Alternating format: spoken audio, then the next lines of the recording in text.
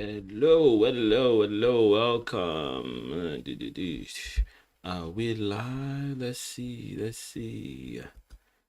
Let us see if we are live. Live.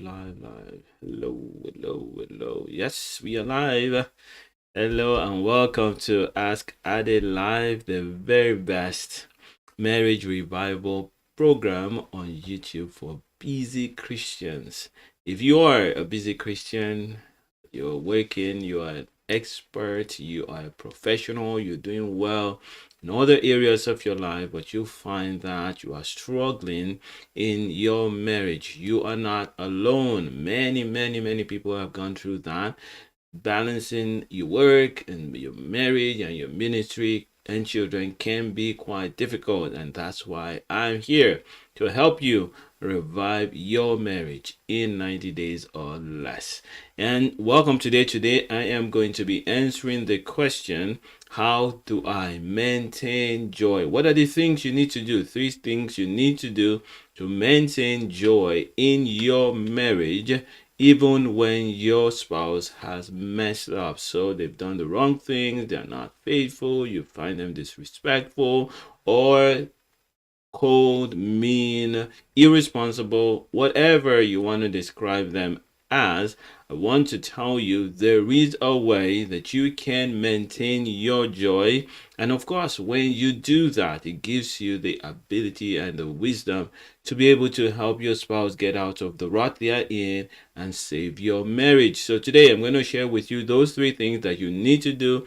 They're not just the things that I have done and many of our church members and our friends have done, but thousands, literally hundreds of thousands, if not millions of people all over the world have done to save their marriage. And I'm going to share them with you today. They are simple, but they are not easy. And I will be standing with you to show you what you need to do today. That is what today's topic is about. If you are with me live, let me see in the chat #live. And if you're watching this on the replay, of course, I still want to meet you and know you. So #replay. I'm always happy to meet new members of this community. Every day, people are signing up and subscribing. So if you've not subscribed to the channel, this is your opportunity to do so. I love to connect with my viewers, and I appreciate every single subscriber. You are the reason why I continue to do this. So welcome again. We will get into the topic in a few minutes. I like to tell you the topic before I get into some other things. So now that you know the topic, I want to see who's there. Let me find out. And before we get into that, if you're live with me, I encourage you, share this with your friends. Find out if some of your friends can connect with us live, then you share this. I'm going to do that myself. I'm going to go on my phone right here. You can see my phone, and I'm going to share with my list that we are live. Yes, we are live. And look, if you are a Christian, you love the Lord with all your heart, and you find that in your marriage you are struggling, the thing that you need to do right now, not tomorrow, not in 2 weeks when you have more time, is to slow down and do something about it. Now, if you're watching this, I know you already started to do something about it. So congratulations. I applaud you. You are making effort. This is the most important thing that you can do for yourself, for your spouse, for your children, for your grandchildren, and for your career and your ministry. If you know how to rectify whatever challenges you're facing in your marriage, you will be doing yourself a great blessing. You will be doing yourself a great favor, and you will be tapping into what God has already prepared for you. So take note of that. Welcome. I welcome you, everybody that is joining me live. You are precious. And today we are talking about how to maintain joy in a marriage that is already struggling because one spouse is not doing right, it's not operating properly. Maybe there's infidelity, maybe there is unfaithfulness, maybe there's dishonesty, or there's all outbursts of emotions, and you are in that marriage and you're wondering, is there hope? Is there hope in this marriage? Can I continue? And for how long can I continue in this kind of marriage? And this is what I want to help you deal with today. I have good news for you. I have good news for you, and that is the fact that I have helped many, many people all over the world, and in the last couple of months, even more, to move from this place of hopelessness in their marriage to a place where there's hope, and they know that, you know what, there is hope. There's progress in this marriage. So there's good news. Regardless of how terrible or challenging things are right now, you can move things forward. Remember the marriage pyramid that I showed you a while ago? I'm going to show it again. The marriage pyramid. Just a second. Yes, the marriage pyramid. We all go through this. Many people will feel we start at the top of the pyramid where everything is blissful. Let me make it bigger. Let me make it bigger. So you won't see me now, but bear with me. I will be there in a minute. So where you are unhappy and having disputes every day, that's the worst place you can be, because after that, what happens is you become hopeless, and divorce becomes normal in the discussion, and eventually somebody leaves and there's divorce. But I want to tell you, a lot of people are doing things to move themselves up this pyramid apart from prayer. Prayer is the foundation for everything we do, but in order to move up, you don't just pray, you also obey. So prayer has to be balanced with obedience. So when you pray and you act on the things that God has already put in scriptures before you were born, all these principles, steps that I'm going to be sharing with you today have already been placed in scriptures long before you were born. And so when you combine prayer and you combine action, you're going to get transformation. That's why I share this every week, 5 o'clock Eastern Standard Time, on Mondays. I am here, and the reason why I do this live is because I want you to be able to ask your questions. If you have a question right here and you're live, your questions take priority over every other thing I do. I'm always coming out with videos. I have many videos on my channel that will transform your life if you obey and if you take action on them. But I use this time on Mondays like this to engage with you, my subscribers, so that you can ask your questions and we can interact live, so that we can go through some of the things that you are going through, or that are challenging to you, and I can answer you on the fly. I can answer you live right now. All right, so please, if you are there, just go #live in the chat, and if you have a question, type your question. All right, type your question.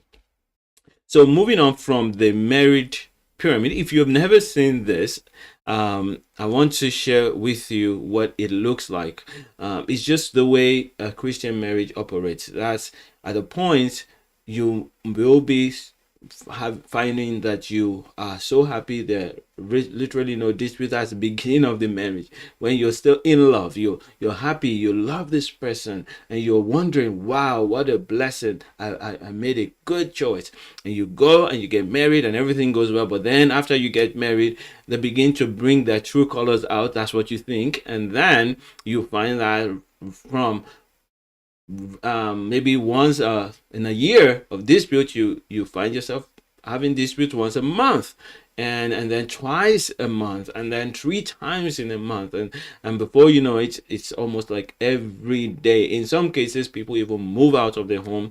They don't want to talk with you anymore. They're tired of interacting with you, because every interaction, either you with them or they with you, every interaction is just a time that's so difficult. It happens, and the way it happens is that you gradually slide down the pyramid. And if you don't do anything, you will keep sliding down. If you are listening to this or watching this, and you are discovering that you are sliding down, the number of disputes is gradually increasing, I want you to listen to me, and listen to me well. Do not stop. Do not just ignore. Do not just pray and hope that things will change. You've been praying before you got married. You've been praying till now. And if you think just prayer will do it, I will tell you there are thousands of people, even pastors and bishops and leaders, who pray and prayed and prayed and still got divorced. Prayer alone won't do this. You got to do something about it. You got to change the way you operate if you're going to have a change in your marriage. I'm saying this so that you know that as soon as you begin to see the increase in disputes, it should send you a clear signal that right now I need support and I need help. Now, you may be thinking that, why do I need help? I have all the help I need. I'm a manager in my business. I'm an entrepreneur that's doing very well, or I'm a professional. I'm at the top of my professions, and I meet all of these people. The reason why marriage is difficult to handle is because it's not like every other thing. It's emotional, it's spiritual, it's physical, it combines everything.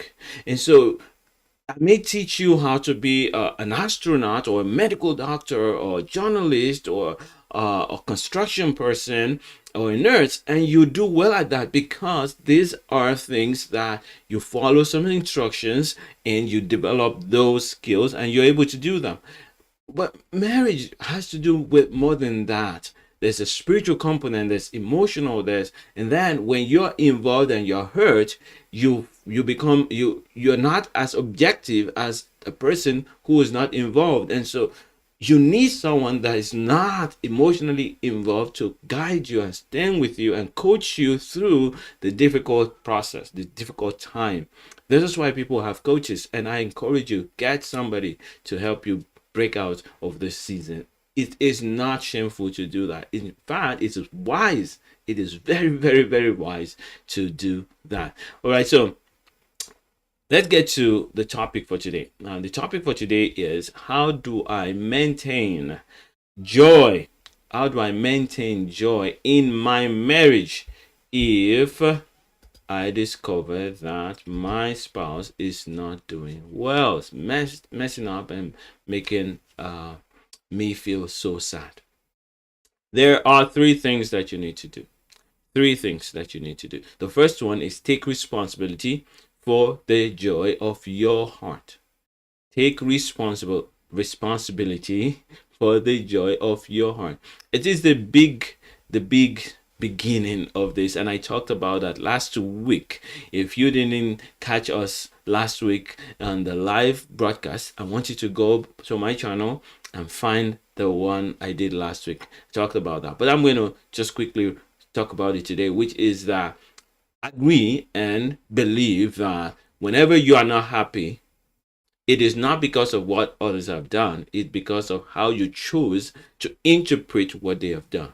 This is the beginning. This is the foundation of all that we're going to be doing and all that you will be enjoying as a believer. If you can understand this, it will impact all of your life. That my joy is not in the hands of any person.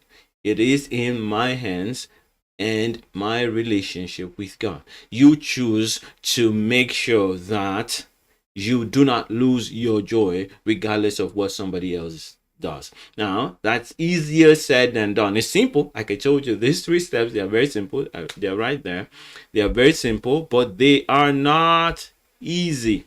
They are simple, but they are not easy. I will tell you them, and this is where I come in as a coach. I always stand with my clients to help them achieve these simple but not easy tasks. But I will tell you what to do and encourage you to do them. Number one, agree that my joy is not tied to my husband, my wife, or my children, or my job, or my government, or my bank balance.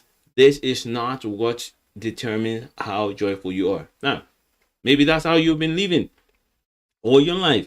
You've discovered that whenever you are going on a vacation, you're so happy, and if everything goes well, you're happy. But when you get to the airport and there is a delay, your joy just tanks. If you're like that, you joy and things just always going like that, like a roller coaster, up and down, up and down, up and down, up and down, then take note. This is where you got to start working from. Has nothing to do with your spouse yet. We're not going to go there yet. Here we're saying your husband messed up, your wife messed up, your wife is not respecting you, your husband is not caring for you. How do I ensure that I maintain joy in my heart?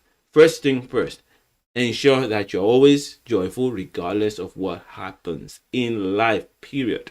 In life. Why do I think that this is how life should be? Because when I look at scriptures, the Bible talks about, it says rejoice always. That's Paul the apostle talking to the Philippians in Philippians chapter 2. Rejoice always.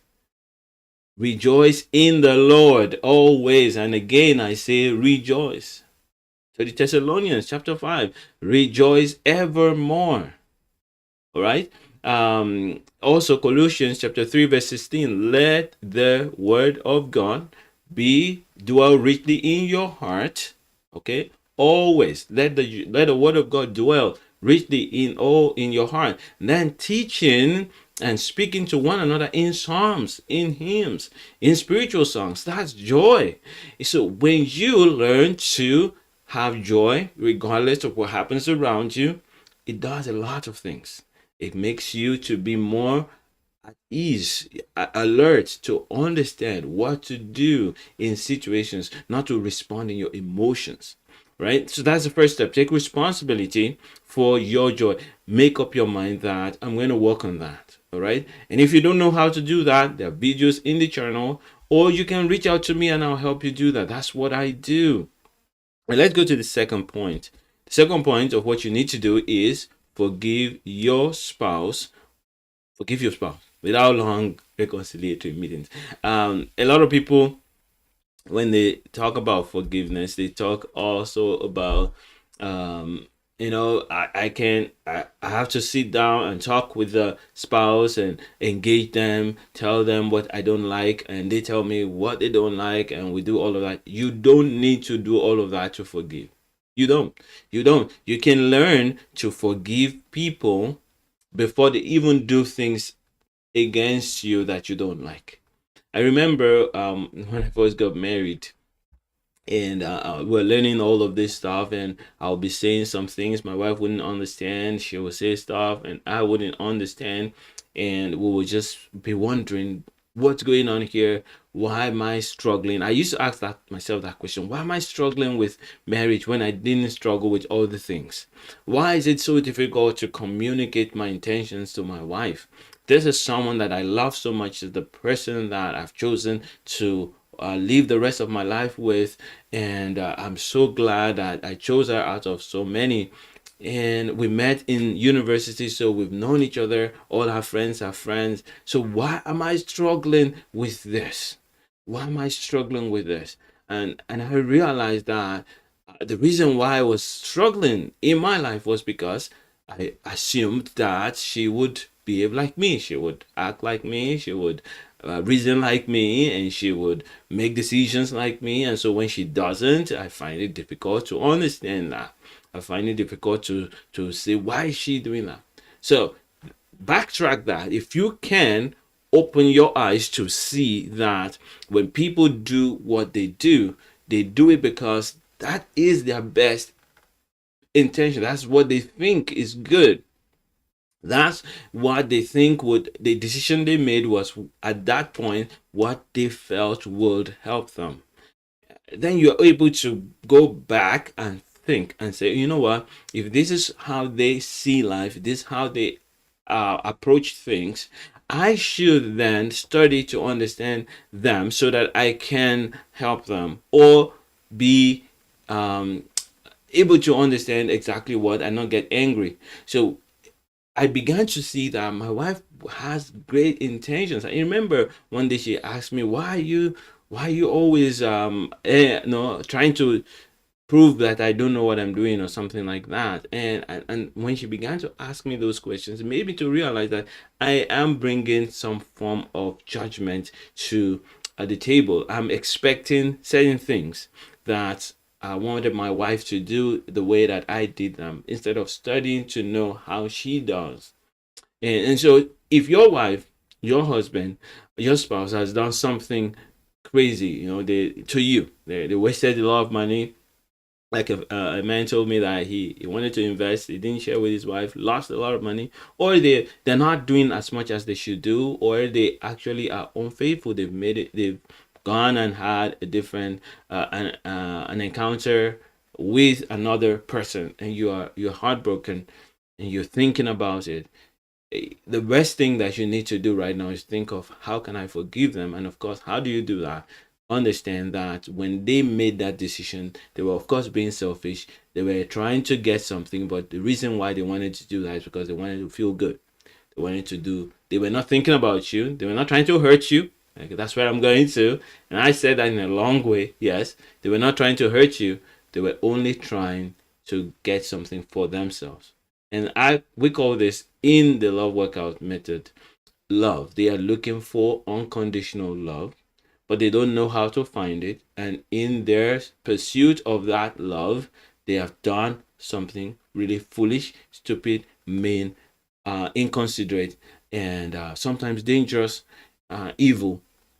Yes, all of this. But why do they do that? Because they wanted to be loved. Not from you. No, they just want to feel valued, just like you do.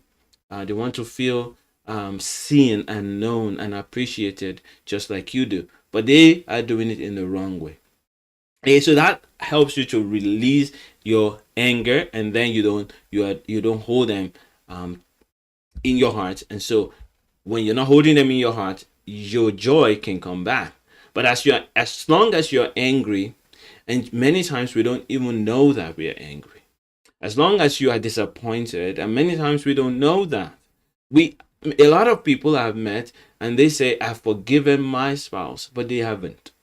They have only tried to bury it, because at church they are told that you are supposed to forgive, or when they read your scriptures they are told that you need to forgive, but they don't see any reason why to forgive, because to them it is really unreasonable, mean, wicked that this person would do this to me, and they're thinking about that.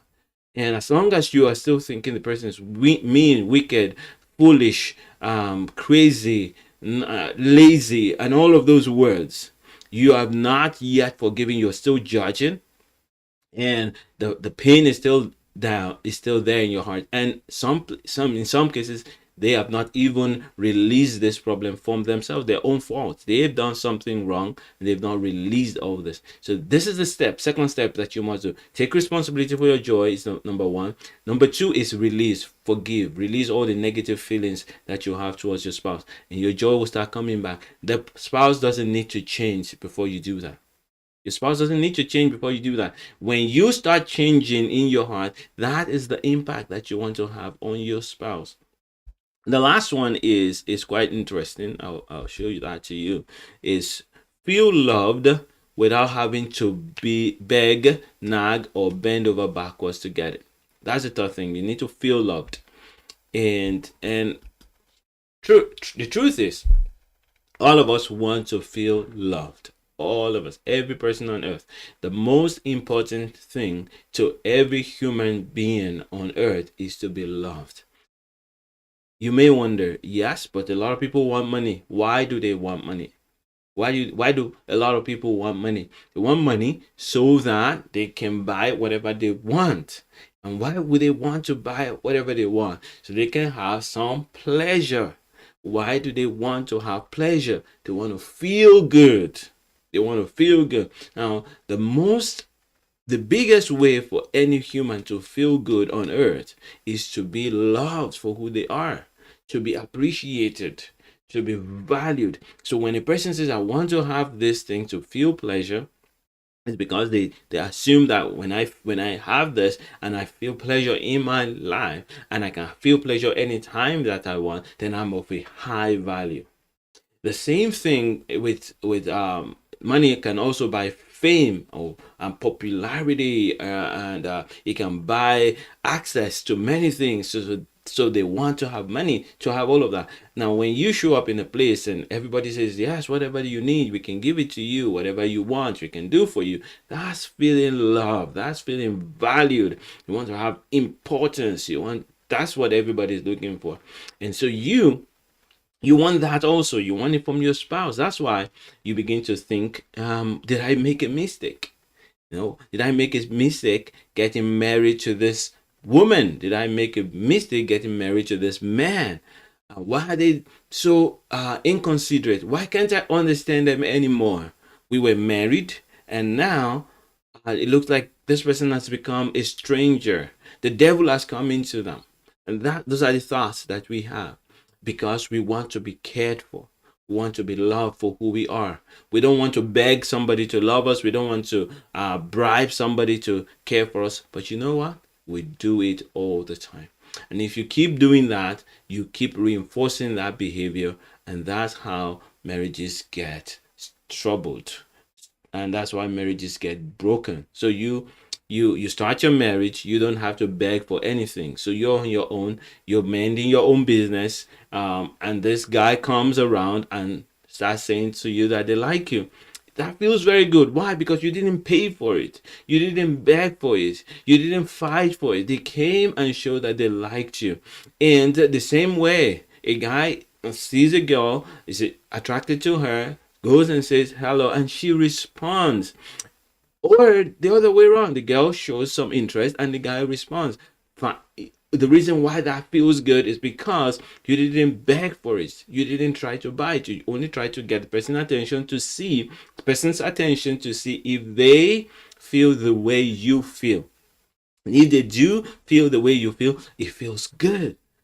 And then you start talking to one another, you engage with one another, and as you're doing that, you discover that they enjoy being with you and they enjoy sharing some things together. And if you're believers, I'm only usually talking to Christians. You're believers, you also pray together, you look at scriptures together. In some cases, people don't put God central to their marriage, and that's the main problem that they start with.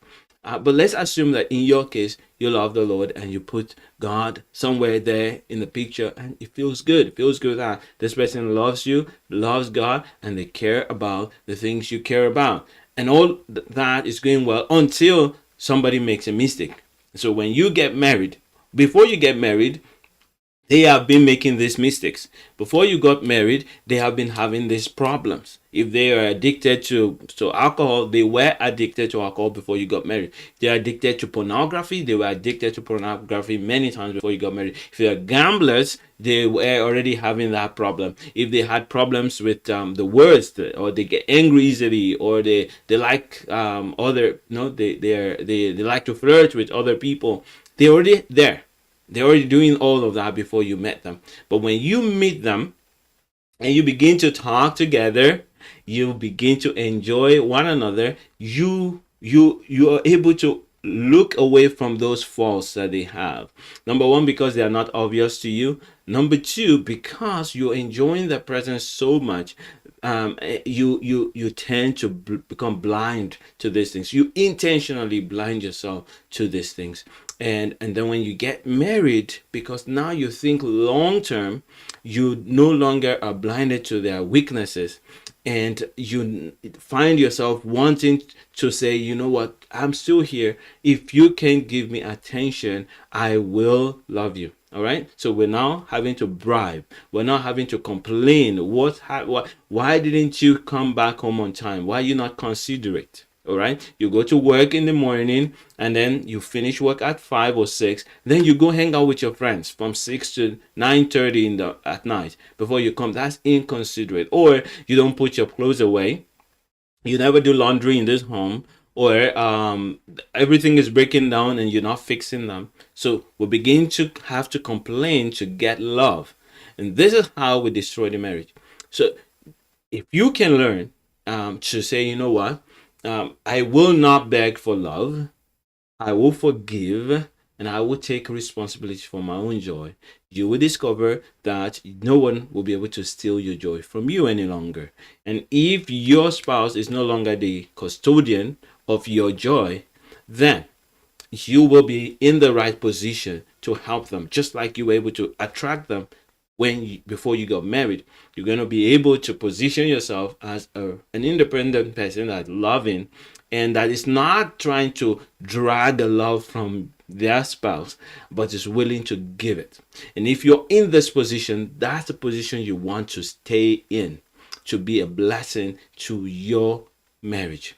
Now, if you are there, I know that at this time many people are driving home from work and they just put me on audio. I'm like a radio to some, and some are able to communicate and chat. If you are at this time able to chat, interact with me. I want to know that you're there. Hashtag live. I want to know, well, if you have a question, ask your question in the chat. I'm monitoring it. If you see me looking down or looking to the side, it's because I want to see if somebody's chatting with me. If you are able to, make a comment, maybe something like I said touched you, put it in the comment. I like to give priority to those who are live with me and answer their questions. All right. So let me get to a story. Somebody shared with me a few months ago about their own marriage. Their spouse was being inconsiderate in the sense that he wasn't pulling his best effort in the area, putting in his best effort in the area of getting a better job, so that the income in the home will be better and they can do a lot of things that they've wanted to do. And she was complaining and complaining, and brought this up to me so that I can help her. And the reason why she was complaining is because she felt in her own mind that he could do more. And of course, when I analyzed the situation, it is easy to think that the spouse can do more. But one thing that she has not recognized, and this is why I am doing this, is that he, in his own mind, was thinking that he's doing the best that he can, based, given the situation of his previous job and the pain that he was feeling and the trouble that he has gone through. He was thinking he's doing his best. She was thinking that he wasn't doing his best, and this brought friction, and the friction was growing and increasing. And so this is why this what I'm sharing today is so important. Her joy was tied to the ability of her husband to do more. Her joy was tied to the having a lot more happening as a family. We can go on vacation. I know she wasn't talking about vacation. She's even talking about meeting basic needs. Paying the bills on time, things like that, and makes perfect sense. Makes perfect sense. However, if she wants to fix that relationship, so maybe you're in that kind of a relationship, the husband is not responsible, or the wife keeps wasting the money, or the husband keeps wasting the money. It doesn't matter. If you have made up your mind that I'm going to be happy, regardless of what he does and he does or what he doesn't do, what that does to you is that you will be attentive enough to notice why your spouse is maybe depressed, or why they're not willing to push more than they're currently doing, and up to the way that you want to. You will also be able to discover that maybe you have some strengths that you can bring into the picture. What I find most people doing is they jump in and start helping their spouse. They jump in um, without being invited, and they start helping their spouse, and the spouse feels crowded, and they feel that, you're disrespecting me, and the thing keeps getting bad, and they get into a spiral. This spiral of, you've done what I don't like, and I will say what you don't like, and before you know it, the marriage is going down the pyramid. And that's why a lot of people don't find that after many years of being married, they still struggle because they didn't learn how to take responsibility for their joy in their marriage. So I'm going to wrap it up in a few minutes. Look, if you are in a marriage that is struggling right now, and you want to change that, there are three things that you need to do. Put them back on the screen. Three things that you need to do. The first thing, take responsibility for your own joy. Make up your mind. I am going to be joyful. Number two, forgive your spouse. Release them. You can change what has happened, so you can release them. They were trying to get love or just have a good life, and they made the wrong choice. Number three, do not beg for love. Don't complain. Why are you not considerate? Stop all of that. As you stop that, and you are yourself, authentically you, and you're presenting yourself joyful, your spouse will love you for who you are, and that love is real, is authentic. Why? Because you're not trying to get it. You're not complaining when you don't get it. You're not nagging about it. You're not trying to push them and hurt them so that they can do what you want. Then you enjoy that love more. These are the three things that you need to do. Now, you may say, how do I do that? How do I go about that? Of course, you need to be committed to the process. You need to follow some processes, be accountable. And if you keep doing all of that, you can find some of those on my channel. Your marriage will be transformed. Right? If you are on this live with me, I usually like to give out a gift at the end of the program or sometime in the middle. I want to give you a gift. If you've stayed live with me, I want to give you a gift. That's this program that I've done, what I shared here, but over 5 days. All right, so you can see what I've been talking for maybe about 30 minutes, but I spread it over 5 days to give you good foundation and examples and the processes to get this done. I do that over 5 days, and if you get this package, it's $97 on my site. If you get this, it will begin your journey to recovery for your marriage. You can have this for free today if you just type #live right now. The first person, if you want it, the first person to go #live right now, you are going to be a winner of this Mega Love Workout package. Not only that, you also get a 45 minutes clarity session. It's $200 value. And I will go with you through whatever topic you want in your marriage to help you design a way to solve that. All right. I do give strategy sessions for free, but for you, you're going to get not just the free strategy session, you will get a clarity session, which means that I will work with you on a specific issue. All right. So the first person to go #live, if you want it, it is yours. If you want it, it is yours. I also encourage you to subscribe to the channel if you haven't, so that you can always get the information when I come live. So thank you for all those that have joined me today. I believe that this is blessing you, and this has blessed you. That's why you come every week. For those who are my regular people, you're always with me.